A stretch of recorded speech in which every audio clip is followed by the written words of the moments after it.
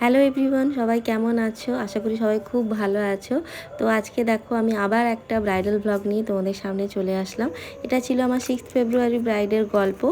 তো যেহেতু আমার বিয়ের বৃদ্ধি, বিয়ের আর রিসেপশনের বুকিং ছিল, প্যাকেজ বুকিং ছিল, তো সেই জন্য আর বাড়ি থেকে প্রায় অনেকটা মানে 2 ঘন্টা 2.5 ঘন্টার মতো দূরত্ব ছিল। সেই জন্য আমি সকাল সকাল বেরিয়ে পড়েছিলাম, প্রায় 6টা 5:30 6টা নাগাদ বেরিয়ে পড়েছিলাম, কারণ আমার লোকেশানে পৌঁছানোর টাইম ছিল 8টা। তো আমি 8টা থেকে 8:30টার মধ্যেই কিন্তু ওখানে ঢুকে গেছিলাম। তো আমার লোকেশান ছিল মির্জাপুর, যেটা বাজকুল থেকে মানে একটু ভেতরে হয়। তো দেখো গ্রামের ভেতরটা এত সুন্দর ছিল, আর ওদের সাজানো গোছানোটাও গ্রামের ভেতরে খুবই সুন্দর হয়েছিল।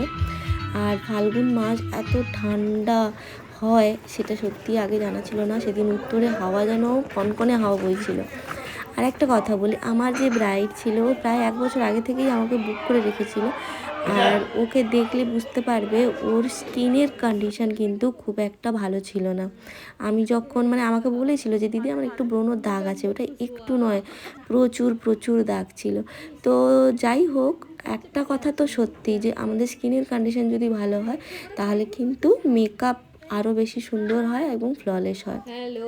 যত কম লেয়ার হবে তত কিন্তু মেকআপ সুন্দর হবে।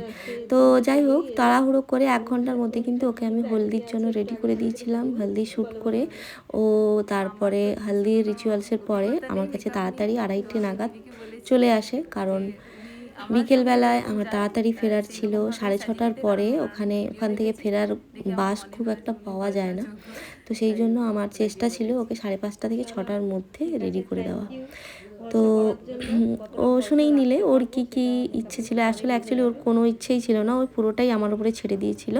তো অ্যাজ ইউজুয়াল আমি কিন্তু পুরো মেকিং ভিডিওটা নিতেই পারিনি, কারণ আমার সাথে কোনো অ্যাসিস্ট্যান্ট যায়নি, যেহেতু দূরের রাস্তা ছিল। আর 6-7 তারিখটা কতটা ব্যস্ততম বিয়ের ডেট তোমরা তো সবাই জানো নিশ্চয়ই। তো সেই জন্য আমি কোনো অ্যাসিস্ট্যান্টও পাইনি, একাই গেছিলাম ব্রাইডকে রেডি করতে। তো সেই জন্য আমার দেরি হয়ে গেছিলো আর কি। আর ভিডিওগুলো নেওয়ার মতনও কাউকে তো শুনে নাও আমার তো খুবই ভালো লেগেছে, আর যারা দেখেছে তারাও বলছে খুবই ভালো লেগেছে। দিদির সাজানোর কোনো তুলনাই নেই, আর আমি পার্সোনালি খুব স্যাটিসফাইড। এই প্রথমবার মনে হলো যে নিজেকে দেখে নিজেই ভালো লেগেছে। হ্যাঁ হ্যাঁ একদম। আমার তো মেকআপের প্রতি আস্থা ছিলই না, কিন্তু যাই হোক। এই ছিল ওর রিসেপশনের লুকটা। আচ্ছা, বিয়ের লুকটা যেহেতু একটু ওর স্কিন টোন মেনটেন করে করা হয়েছিল, ক্যামেরায় কেমন লাগছে জানি না, তবে রিসেপশনের লুকটা কিন্তু এক টোন একটু ফেয়ার করা হয়েছিল, কারণ ও চেয়েছিল বলে। তো আমাদের তো ক্লায়েন্টের কথা মাথায় রেখেই কাজ করতে হয়, সবাই জানো। তো ওকে আমি এই লুকটা দিয়েছিলাম আমার পছন্দ মতো। কেমন হয়েছে সবাই কিন্তু প্লিজ জানিও, আমি অপেক্ষায় থাকবো।